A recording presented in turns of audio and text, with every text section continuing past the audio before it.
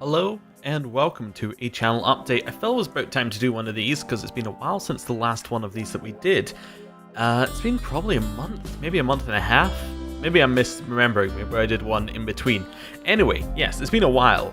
In fact, it's not been that long for me because I actually did this video about a couple of 2-3 hours ago, then realized that my hard drive ran out of space. So this is the second attempt to this video, so let's have a look at what's going on with the channel. First things first, I'd like to just talk a little bit of where things are going with me. I moved into my new flat about 2 months ago, but only got all of my stuff 2 weeks ago down to my flat, because I moved from central Scotland to southern England. So everything's been a little chaotic until, well, pretty much this weekend, which is my first non-chaotic weekend, which is good. It's given me some chance to get some channel stuff sorted out. So hopefully everything should get sorted in the next couple of weeks and everything should get into a pattern, get into a schedule, get into a routine. And I think that's pretty good. Anyway, let's talk about what's on the channel or what's not on the channel. Let's talk about Pillars first, actually. It's not on the list of things I want to talk about, but I want to talk about it first because Pillars of Eternity was a game that's been on the channel for ages, and I just want to go through this. I talked a little bit about this at the end of the Pillars series, but basically, it went on too long. I don't think that I think the game was too long for the number of episodes I was doing for the game, if you know what I mean. It took about a year, in fact I think it was probably almost exactly a year to finish. And that's too long for an RPG. People have a lot of, you would have to have a lot of commitment to actually watch something for a year and stay watching it. Like 3 episodes a week, so that's 3 hours a week for a year. That's difficult. I don't think that I don't think that I would be able to watch that consistently for a year. So yeah, it's not the best way of doing things. I think a better way is definitely more episodes. It also didn't help that Pillars had frequent breaks in it, as it was kind of my backup series as well. I think that we've got a different setup now, which is going to work a little bit better. Mountain Blade, I think, is going to be the series that lures episodes if I need some extra time. I think that's going to make a lot more sense. Although, hopefully, we don't need to do that anymore because things are a little bit more sorted. But, yeah, I think that would work a little bit better. It's a series which is a little bit less... if with Pillars, you had to watch every episode to understand what was going on in the next episode. Mountain Blade, not so much. From episode to episode, our position doesn't really change that much in it. Not the best thing to be saying about an ongoing series that I want you to watch each episode of, but, you know, that's about where we're at with that. But anyway, Pillars was fun. Pillars is a really good game, and if you were holding off on watching the series, it's all done. There is no more Pillars. We finished all the DLC. We finished all bar... I think it was all bar 1 quest in the end. And the only quest that I think that was right? Yeah. Pretty much, because one of the quests was optional based upon the main story, and it would have led us down a different path. So, yeah, one quest that we didn't do because really it didn't make any sense to do it, in terms of our character. But, yeah, pretty much 100% playthrough, and it's ready for you to watch. But it was a fun game. Little bit slow, about, maybe a third of the way through, it got a little bit slow. But then it really sped up towards the DLC, and then through the DLC, they were really top quality. So I'm excited to play the second game whenever it's out, although I think it only finished, its FIG equivalent to Kickstarter thing, a month ago or something. Maybe 2 months ago? Time's a little bit odd for me right now, but I remember I backed it, so I will get an email when it comes out, presumably, so that'll be useful to know. Anyway, yeah. That's the first thing I wanted to talk about. Let's talk about the Crusader Kings 2 Avatar series next, because that is something that has been very popular. In fact, this particular series, the Aang series, is probably my most watched video this month within 3 days, which is cool. That's really cool.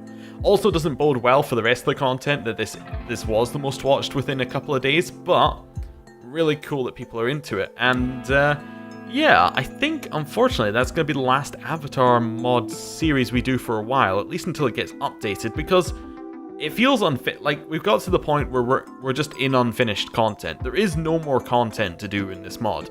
I mean, there are a few starts we haven't done, but they're not going to be that much different. I think that we wait a little bit, We come back once the mod's been updated, there's new stuff, we do some of the starts we haven't done, and we really start to explore some more of the game. Like, somebody asked me, are we going to do the Earth King, like, start?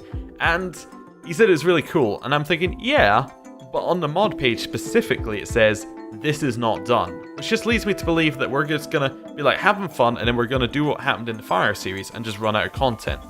Now, luckily the Fire series had a way that there was more content later. I assume the Earth Kingdom one, given on the mod page, it says it's not finished. It's just not finished. But yeah, I think that it's better to come back to it later. Also, it's a good chance to try out some new mods. Maybe the Warhammer mod might get updated by the time that we finish this one. You never know. I said that, I think, at the start of the Earth Kingdom series, so, you know, who knows. The Warhammer mod, I can forgive them for having, like, a very, very long patch cycle on this one, because there was a lot of stuff. Like, a lot of their base systems are done better by societies, from Monks and Mystics, and because societies, I believe, are not DLC locked in mods, it's going to be very, very interesting to see what they do with it. Because a lot of what they had already, going off topic again, but a lot of what the Warhammer mod had in terms of its cult system, it had, like, you were gaining power points, exactly the same as societies. You could rank up in the same number of levels. In fact, I would be surprised if Paradox did not look at the cults from the Warhammer mod and think about them when they were making this. Like, I would be very surprised if that didn't cross their minds. Like, I would imagine Paradox look at a lot of the mods and see what kind of new mechanics are coming out so they can integrate them into the base game. But, yeah. For the Warhammer mod, they need to probably have stripped out their entire cult system and kind of ported it into the new into the new society system, so there's a whole bunch of stuff to do there. And they probably want to add more content on top of that, because that's just the way that they do things. So yeah, anyway, completely off topic. Moving on to a new mod, not sure what mod we're moving on to. If you have any things you really want to see, tell me. There was one, I think someone said the Winter King was an interesting mod, might be worth a shot. Seven Kingdoms mod, I'm not too into doing. The Witcher mod, someone else suggested that a while back, might be a good idea, given that I am thinking about playing that, but we'll talk about that later in the update. And what else do we have? What was it? It's the one it's the future one. I forget what it's called. Like the post after the end. That's it. The post-apocalyptic one. That sounds like a really cool mod to play. But yeah, other things with the Avatar series. This one in particular, the Aang series, I've been really trying to get more feedback and actually use it properly inside the series. It's cool, getting a lot of feedback. I'm getting a ton of comments, too many comments to really answer in one place. I'm gonna go on another tangent here because I was gonna talk about this anyway. I am gonna try and make more time for comments as I go along. Again, things have been chaotic recently, so comments and Twitter and Discord, they all got kind of pushed to the side a little bit as non-essentials, but I will get back into the habit of actually answering comments each day as soon as possible. But yeah, so I've been trying out more feedback, getting a lot of feedback, a lot of things I can implement, but I'm getting conflicting stuff. It's quite difficult to actually choose between different people, and it's kind of just do what I want, which of course is what one of the comments also said, but you know, it's just working out where we want to go with that. I think feedback's cool. The problem with getting a lot of feedback, I was kind of doing I only had a 2-episode backlog for this series, so basically I only record 2 episodes ahead max, so I'm able to implement things a lot quicker. It does leave a little bit of a problem in that you don't necessarily I don't necessarily have a video for the next day out because I may not have time to record on the previous day, which led to a few gaps this week. But I think it's cool. It's probably something I could only implement on one series at a time max, but it's definitely an interesting way of going about things. Now, a series where I've not been able to get a lot of feedback is the Crusader Kings 2 Game of Thrones series. Well, many of them. Mainly because I'm basically doing quick character series now. The Century of Blood, another tangent, Century of Blood series didn't do well on the channel at all from a viewer interaction point, from a views point, from me enjoying it point, from a... it was just a bad series. And I think it was down to a couple of things.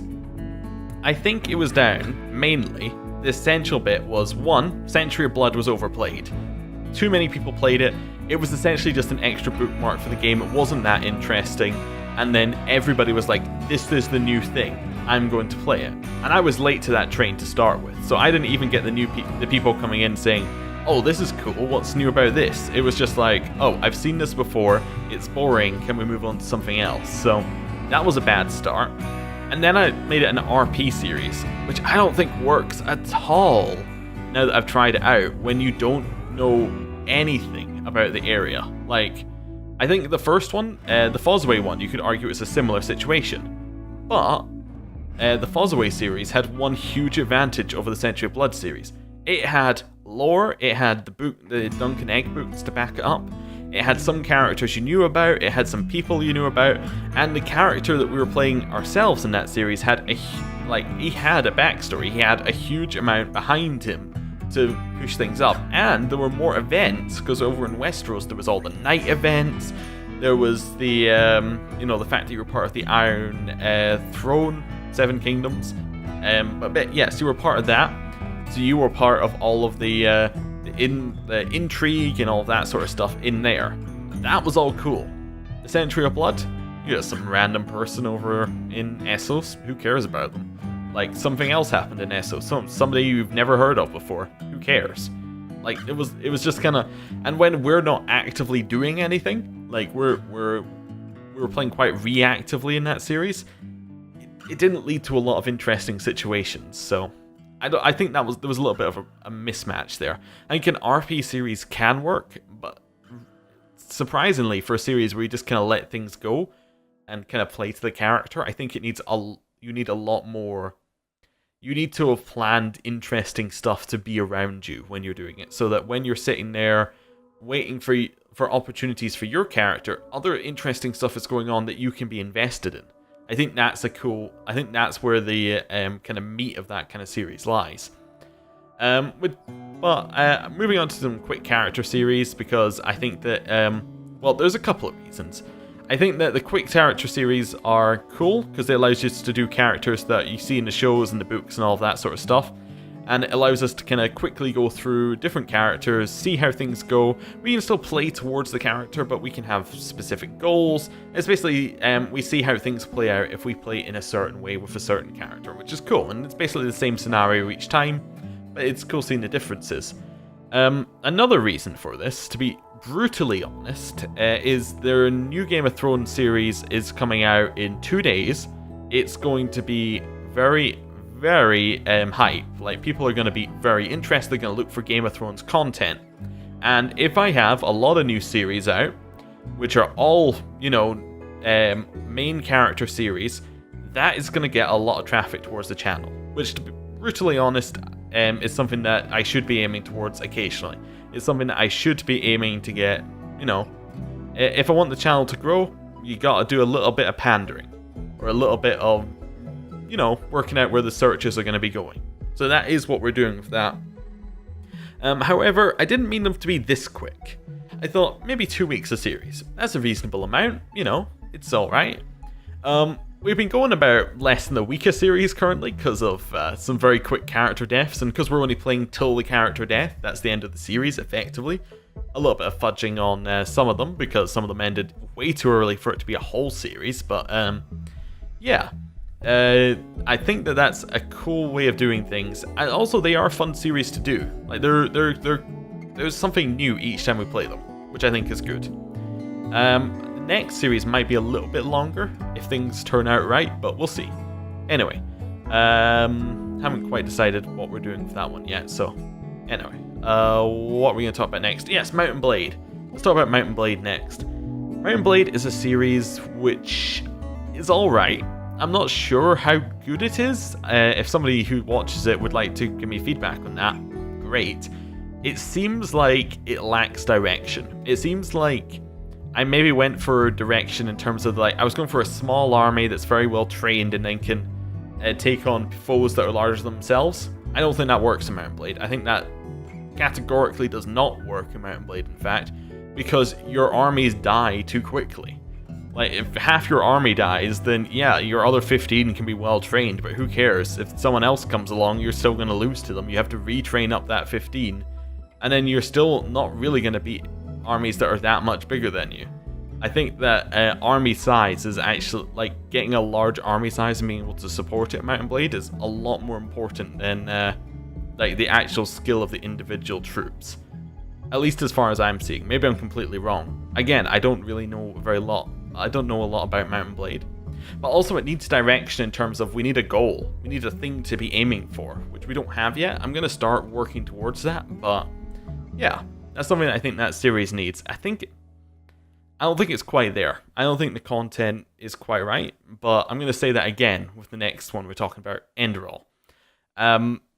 I think the content's almost there of Enderal. In fact, you know when I said it was a couple of hours before I noticed that I had no hard drive space? That's because I was playing Enderal, and then I realized it wasn't actually recording because we were out of hard drive space. Yeah, that's not so great. However, a lot of that Enderal session, luckily, was spent wandering around being lost, so that works fine. I can be a little bit less lost and probably get it all done within half an episode, which would be cool. Because I don't think the being lost bit was very interesting. I probably would have had to have cut it anyway.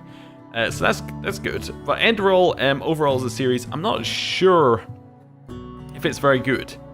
Like, again, I think people did say they didn't like the start of the episodes, but they liked how it was going when we were doing character interactions. So I think that it needs a little bit of work, but it's almost there. It's almost there. I think that maybe toning back the RP side of it, like the playing as the character side, and being a little bit more gamey in how it's done, was probably a better way of playing that. But we'll see.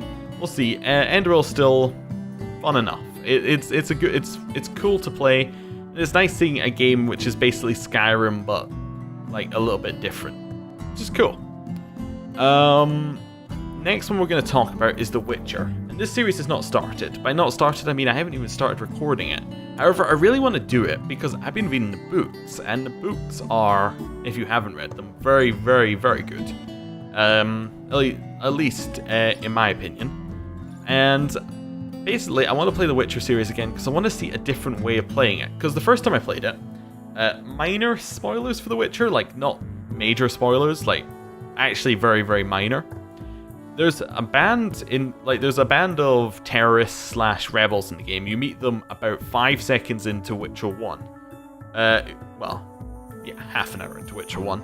Who are basically, non-humans who cause trouble, right? And in the first game that I played, like the first kind of playthrough of the Witcher ones, I think I got to almost the end of Witcher 3 before, enthusiasm for wore down. Not so much enthusiasm for it, but time to actually play it with everything else going on kind of wore down. But I played it very much as somebody who saw them as a terrorist group, or saw them as a group that he didn't want to be associated with. And then also somebody who decided that he wasn't going to make a large impact on the world. There was certain decisions that you can make where you can be like, okay, I'm making a political move here. This is going to have huge repercussions for the rest of the world. You can make that decision in there. But I was like, I played a character who very much was not going to make those moves. Somebody who was just, happy for everyone to get along and all that sort of stuff. But it could be cool to play a series where I play a little bit more of a rebel type character. I play one who's very much always going for the big moves, always going for the changing the worlds type stuff, which would be a very different type series, especially in The Witcher 2, where there is a very stark split. Like the game literally splits in two at a part. And I think that could be cool to see what the other side of that game is. And then seeing what the repercussions are for The Witcher 3. Because The Witcher 3 must obviously take some things over from Witcher 2 and be interesting to see where it goes. I've heard it doesn't take a lot over, but it would definitely change how you interact with some characters, and it would be interesting to see where differences are. Also, I haven't played through all of The Witcher 3, and I have the DLC, which I would also like to play through, so all of that series is something I want to do. However, before I just go and start a series and like put it up, say, first episode Tuesday. I think a better way of doing that is to backlog this series a little bit, because I've already played The Witcher 1, so I already pretty much know what's going on in the game. I know pretty much how I want to play it, so I think that it's something that's probably a good series to be backlogged. If people have like things that they want to happen in the series, or they have stuff they want to say about it, it's like an RPG, so I can spend a lot of time in it and still not progress very far through the story, because that's just how RPGs are. So I think that it could be a cool one to backlog a little bit, and then that would actually allow me to have a little bit of leeway in the schedule, which is why it's not quite started yet. I think 24th, the Monday, is probably a good point to start it if I can get some recorded this weekend, but we'll see.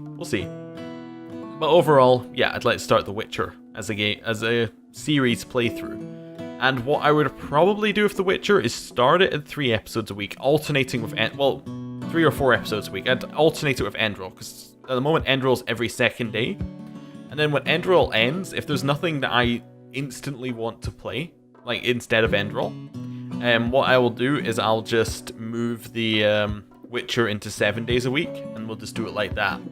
We'll see how that goes. Anyway, see how we feel at the time. And the last thing that we want to talk about is the stream. Actually, before we get into the stream, you might be wondering, why do I do all these RPG series? What is the end goal of these? Why don't you just play more Crusader Kings? It's obviously more popular and more interesting, right? Well, actually, my most watched playlist last month. So this is, as in, playlist watch views are all the views a playlist has collected over the last month.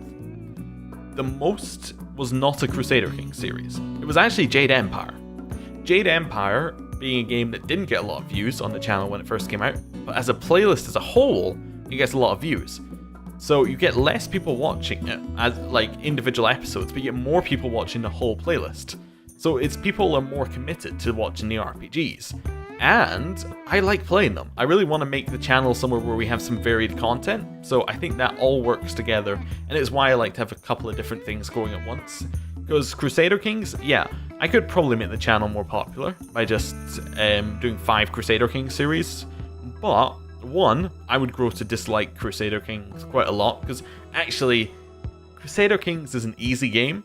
So if I was playing 10 hours, 20 hours a week of Crusader Kings, it probably won't hold up that well. I mean, I do play a lot of it already, but like it wouldn't hold up that well. And it would mean that, yeah, sure, let's say I get up to 10,000 subscribers, right? And that's where it kind of slows down again. And then I'm like, oh, I want to play a different type of game. I want to play, say, The Witcher or something, right? The Witcher series would get a really low amount of views because people haven't come to my channel to watch The Witcher. They've come to my channel to watch Crusader Kings. And that's really where the problem lies there. Anyway, that's just my philosophy about it. I could be completely wrong, but that's where we're going with this. Anyway, stream.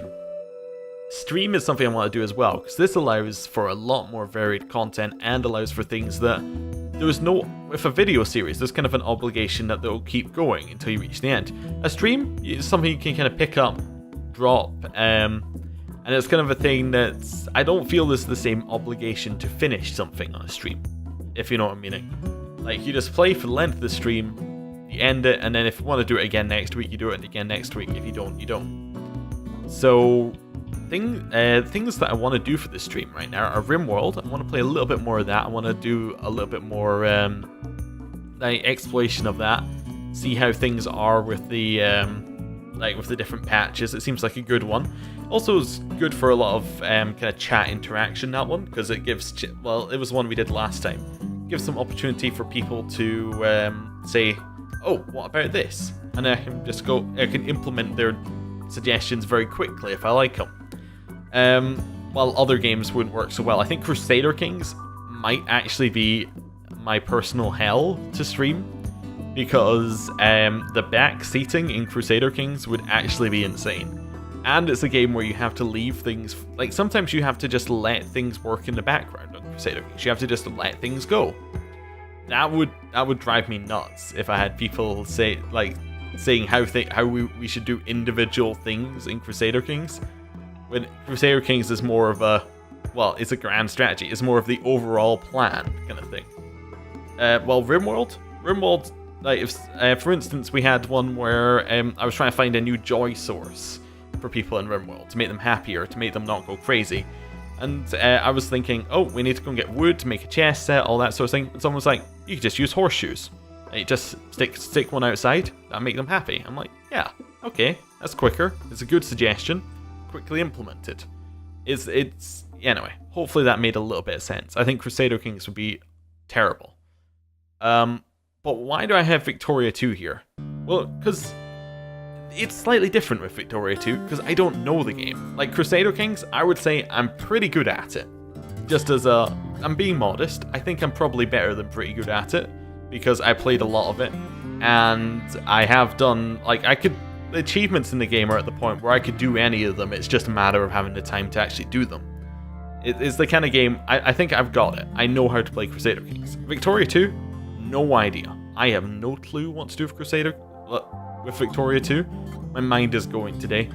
But yeah, I have no idea what to do with Victoria 2. So it's a thing where I'm happier to have basically for a stream game, I want something where the chat interaction is desirable. So for a game where I'm learning it, that's fantastic. Having the ability for people who played it before to give me hints and tips as I'm going through, that is a great experience. I think that's a lot more fun. And actually, like, basically, for me to stream it, it has to be something that wouldn't work as a video. Like, learning a game doesn't work as well in a video as I think it does in a stream. Because in a stream, you can take feedback.